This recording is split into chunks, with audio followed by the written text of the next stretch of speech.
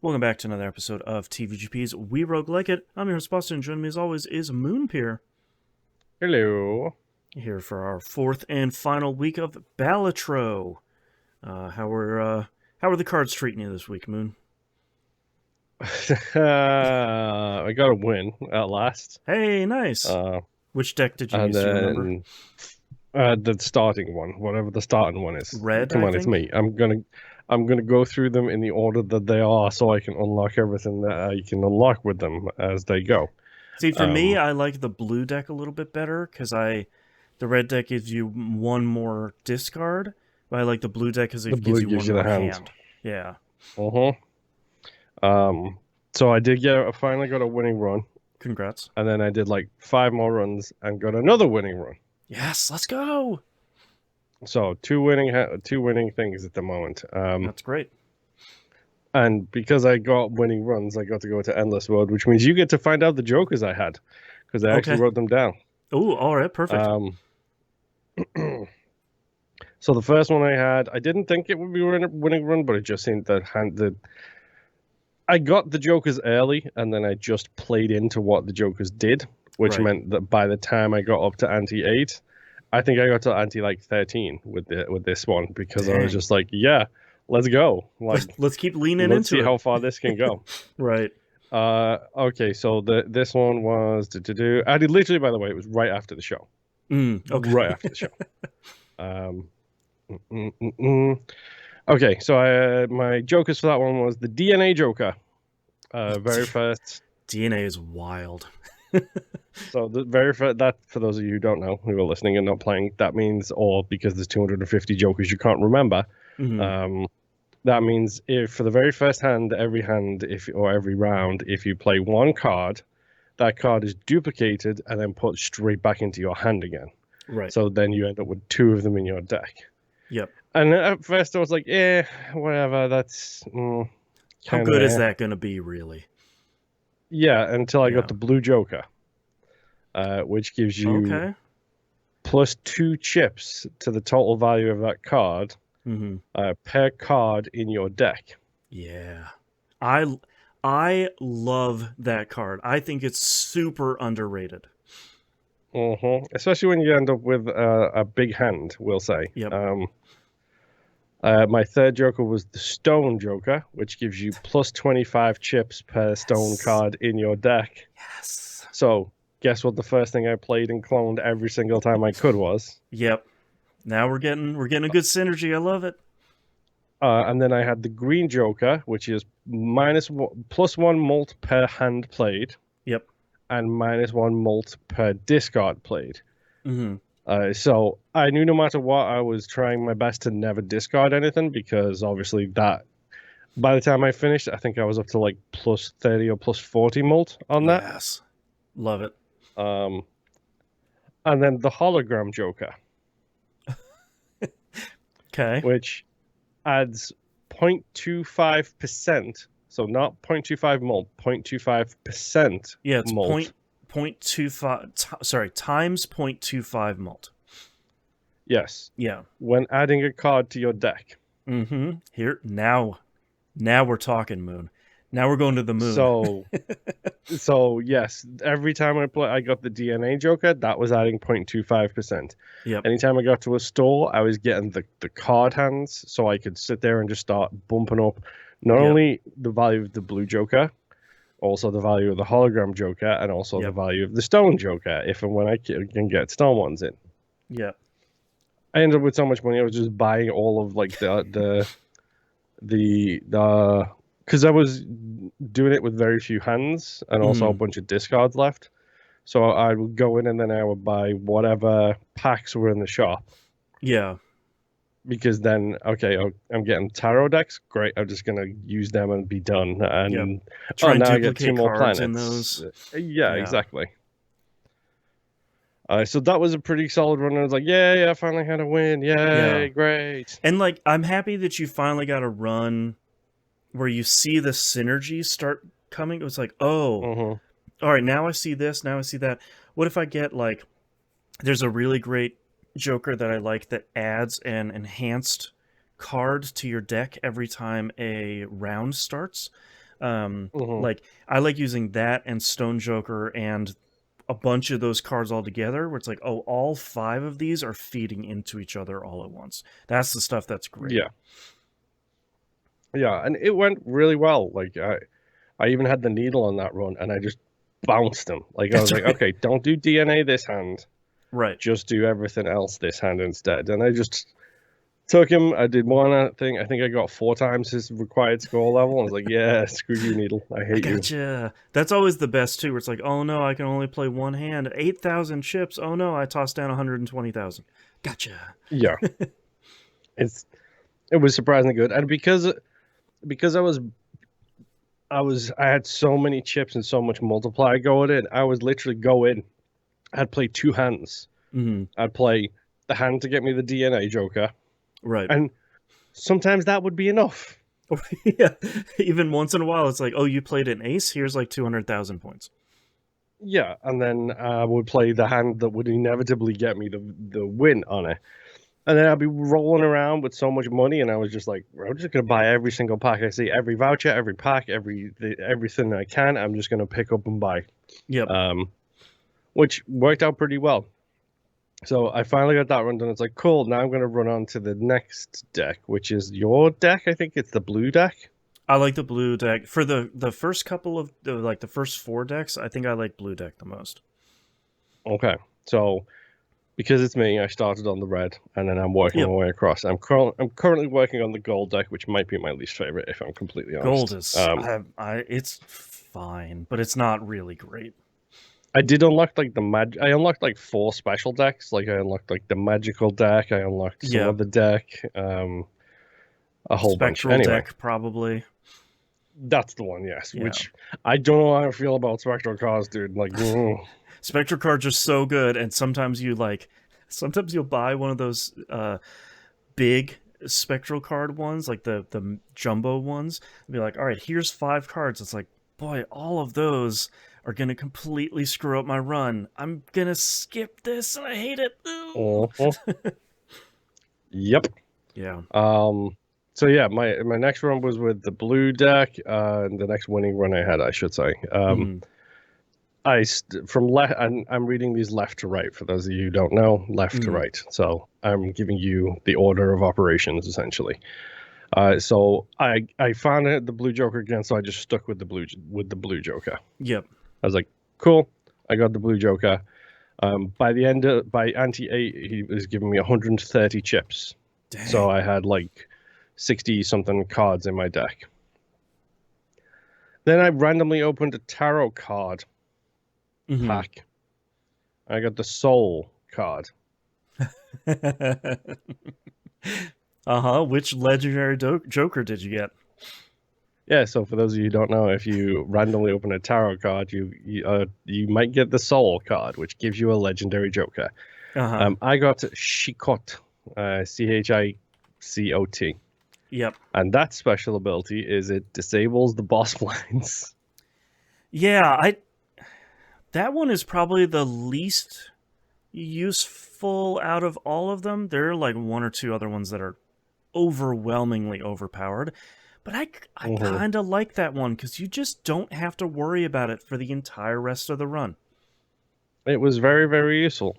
Yeah. My next card was the Sacrificial Dagger. Oh, right.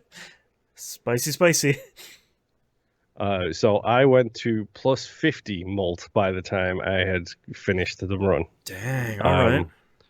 Because I was just buying the most expensive Joker I can that I had no use for, and then slotting it right in front of that thing, so it would nom it away, and then I would move on. Yep. And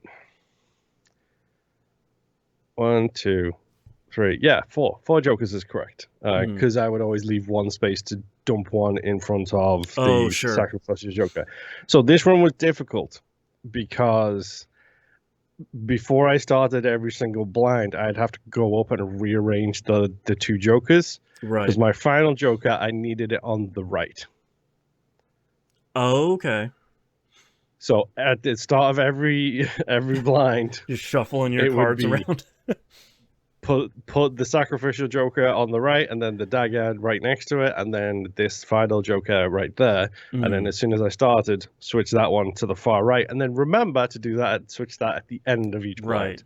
blind. So I had to be on my toes about it, because my final joker for that run was the ancient joker, which each specific suit, which changes per blind, gives you 1.5 times mult. Okay. So if you have spades and you do a flush with spades, then you get 7.5 times mult. Right.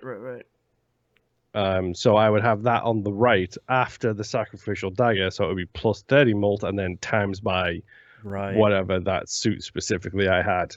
Right. And as long as I stayed on my toes and kept those in the right place, you stayed focused. I cruised through to like ante 11 or 12 again. Nice. Like just smash through everything. It was one of those things that where I would just constantly buy jokers and be like, oh, you're going into the thing. And again, I ended up with more money than I needed, so I was buying every voucher, every pack, everything. Like, I think my like 2-pair was at level 11 by the time I was done on that run. It's always the best when you have like, especially when you have a run that's I played a lot of runs this week where my high card was my highest level. I'm just playing one single card each round. And it's like, I played one single card and I made 1,000,000 points. I was like, okay, cool. Yeah. This run is wild. Right, that's where the DNA Joker comes in handy. Yep, exactly. Yeah. Oh, man. Well, congrats on a couple of wins there, especially unlocking a bunch of new decks, new jokers, probably a bunch of achievements. I unlocked so much, dude. I don't know. I don't even know what I unlocked. I just don't. I don't know. Well, and the cool part is like, I like that the game tells you when you run across a Joker that you haven't purchased yet. So that was something I was paying attention to on the Sacrificial Dagger run. Yes. I was like, okay, this Joker might only be a $5 Joker, but I've never purchased it before, so I'm just going to buy it and put it right in front of my Sacrificial Dagger. I'm only going to get +1 or +2 mult from it, rather than like the +4 from the other one I might have been able to buy. But I've now seen it. It's in my deck. It's in my log. It's something that I have unlocked, and therefore I know. Yeah, it's progression towards more and more unlocks, essentially. Yeah, because for anyone that isn't playing, there's 3 states of an item in your collection. It's the default state, which is like, you haven't unlocked this thing, but if it's not a default card, here's how to unlock it. The other state is, you've unlocked this, but you haven't purchased it yet, so we don't really know what it is. And the final state is, you've unlocked it and you've purchased it, so now you can see in the collection exactly what it does. Yeah, it's super useful. I don't know. It's still don't know if it's clicking with me. I'm not gonna lie. But at least you're like making. You're making. I feel like I'm making progress at least. Yes. Yeah.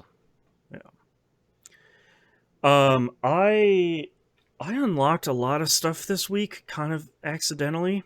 I have progressed through the stakes enough to unlock the plasma deck, which is probably the wildest one there. That was after defeating the blue stake. I'm on purple stake, which is just so ridiculously difficult. But the plasma deck is really wild because it takes your when you go to score your hand, it takes your chips and your mult, it adds them, divides it by 2, and splits that across your chips and your mult. So it balances both of those numbers out. So if you end up with like 1,000 chips and like 2 mult, then you get 1,002, but then you get 501 chips times 5. See, you already got mult. It. Yep. Okay. That was my thing of like, okay, how do you break this run? Because normally when you do a run, you kind of want to raise everything up all at once, unless you have a run like you had, where you have like a couple of good malts and then something that's multiplying that malt, and then you just that kind of just runs away by itself. Um, so like my first couple of runs, I'm like, okay, what if I do the thing that I never do, which is I focus on increasing chips. I usually Mm-hmm. try to increase malt when I'm doing runs, and then my chips come from upgrading via planetary cards. Um, and I think it was my second run with the planet or with the plasma deck. I beat the pants off of that deck. I was like, okay, cool. Now I'm kind of getting, you either lean all the way into chips or you lean all the way into doing Come on, just chips pure is malt. easier. You lean into chips. Well, chips is easier for me, I think, largely because of stuff like Blue Joker is really good, and then I like buying Blue Joker and then getting the voucher where you can buy playing cards from the shop, and then getting the Mm-hmm. voucher where there's one more card slot in the shop. That way you can just buy like one or two. Potentially, you got enough money, you refresh the store, you buy one or two more, and then kind of all your jokers kind of increase sort of naturally that way. Um, Yeah. or if I'm going to do like an economy run, I buy the joker, I think it's called the Bull, and it gives you +4 chips per every dollar you have currently. Um, the highest I got on that one was $600, and I'm just like a ridiculous amount of points at that point. Um, so I was really happy that I played that. I'm really struggling on some of the higher stakes on those, which is understandable because the stakes get sort of exponentially more difficult as you go through. Um, Yeah. the purple stake I'm really struggling with because the green stake already uh, it scales the number of chips you need in each ante higher. So does the purple stake, but the two of those combine with each other. So you need way more chips per ante because the two of those are sort of combining forces. That's pretty rough. I have a lot of runs where Yeah. I'm like not getting to the boss blind and just pooping out completely. Um, I in my discovery to buy every voucher because there was one voucher I needed left, which is the upgraded hieroglyph voucher. Mm-hmm. I managed to buy hieroglyph on the first ante, which subtracts one ante, brings you back a previous ante, and you lose One hand. one hand. Right. So I got to play an ante 0, which was really wild. And the boss blind only took 200 chips to beat. And then once I beat that, it brought me back to ante 1 at like 300 chips to beat the small blind. So that was kind of fun. Um, I I mean, I think that's a really solid like thing if you have something that builds up your hands. But I mm, never find myself going it because like I don't want to lose like the ability to put another like cashing out 100%. card down.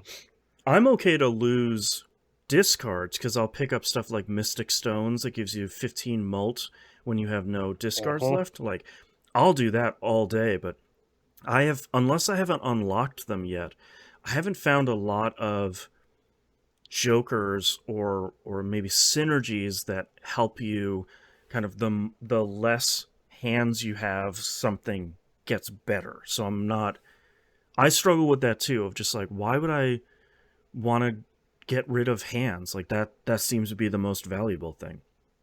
Uh-huh. um I did finally unlock all of the planetary cards. There are 9 by default. There are 3 secret ones. um the last secret one I needed was, it wasn't hard, it just took me forever to get into the place where I could play that specific hand. um it is well worth it though, because as a spoiler alert here, the Joker you get for doing that, when you purchase that Joker, it makes all planetary cards and planet booster packs free for that run, which is wow, bananas. So that's one of the things I'm happy about with this game. Like, there are a lot of long-term or more difficult Jokers to unlock, or things that just seem mean. There's the one Joker where you have to discard a royal flush, which you absolutely never want to do, but when you do that, when you unlock Smear Joker, which is so incredibly strong, Smear Joker makes it so that hearts and diamonds are the same, and spades and clubs are the same. So as long as you're matching color, you can make flushes like nobody's business. All straight flushes or anything Exactly. else. So I really respect that this game has these more difficult Jokers to unlock, but they are genuinely worth it. It's not like, let's say, Binding of Isaac, where you finish an incredibly difficult challenge, or like an incredibly difficult post-it note thing, and you're like, here's a new baby for you, and it's like, you dare? How could you? You monster. I also got the Joker for playing 5 gold cards in one hand. That one was actually fairly difficult to get. Joker you unlock for that is pretty good, because it's gold cards. For anyone who isn't playing, gold cards, when you finish a round, you get $3 per gold card left in your hand. This Joker gives you $3 per gold card played. So you kind of get the best of both worlds if you can get an entirely gold deck. And then I got the Joker, I don't remember what it does, for discarding 5 jacks at the same time. So that run was kind of, it wasn't the same run, but I had this string of runs that were all kind of similar, where I'm like buying a bunch of stuff from the shop, and I'm kind of accidentally tripping into getting some of these more difficult Jokers unlocked. So at this point, I have 144 of 150 Jokers unlocked. So I only That's a lot, dude. I have 6 left to go, and a lot of the rest of them aren't terribly bad. Like, I have the one, have 30 diamond cards in your deck at once. I'll get there at some point. I'll find some run where I can just duplicate, like, the DNA. I'll just duplicate one card, or get into the position where you have double DNA. You play one card, you double it twice. That sort of thing. And there's some really weird ones, like play every heart card you have in your deck in one round. That'll be fine. I'll just go through. I don't even have the trophy for getting your deck down to less than 20 cards. That'll probably be the same run of like, all right, I'm going to delete everything except for 1 or 2 heart cards, play that, and then I'll get that at that point. So I'm playing a lot of Balatro still. I still haven't done a lot of challenges because I'm really trying to unlock that last deck, because it sounds very cool, but I have to beat Gold Stake once I have to beat Orange Stake once to unlock that one, and that's the one right after Purple Stake. So I still have I have one more, like 2 more stakes to play, and I think I'm trying on the Ancient deck now to try and do that, which is a little bit easier since you have no face cards. You can lean into stuff like Ride the Bus and some more interesting stuff. So getting there, making my way. Fingers crossed. I'll beat those challenges sometime. I can't wait for you to get the completionist plus trophy. I'm just saying. I'm really curious to see if Balatro seems really well designed in so many regards, that I'm kind of curious at that point, and once I beat, my first gold stake, or I get to the point where I have everything unlocked in the game, without using seeds, I'm wondering if there's a way that you can go through and say, like, can this favor cards that I haven't gotten a gold stake on? Is there some way to make that a little bit easier other than you're just going to have to play hundreds of games to try and get a win with the cards that don't have gold stamps on them, or whatever. So curious to see if there's something. I feel like there was something that might be coming up in this 1.0.1 patch that's in beta right now, but I didn't dive too deeply into that because that stuff can change, and I'll dive in those patch notes once it comes out on consoles. But yeah, I don't know.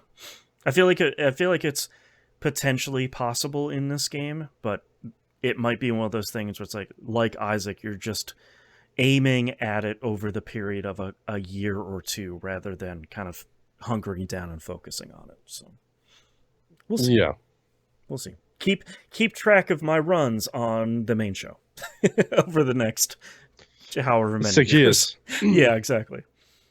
All right. Any final thoughts here for week 4 of Balatro? I mean, it's fun. It sucks that it's not clicking with me like to the same degree that it's clicking with everybody else, and that's probably not the game's fault. Right. I don't know. It's still on my homepage, so yeah, and we'll see what the scientists have to say next week.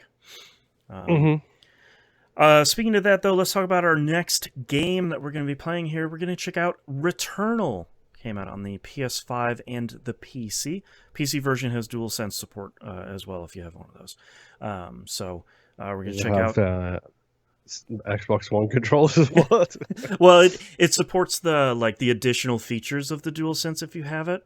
It has really good whatever they call the fancier rumble that they do. It's really good support for that. Yeah. No, HD rumble.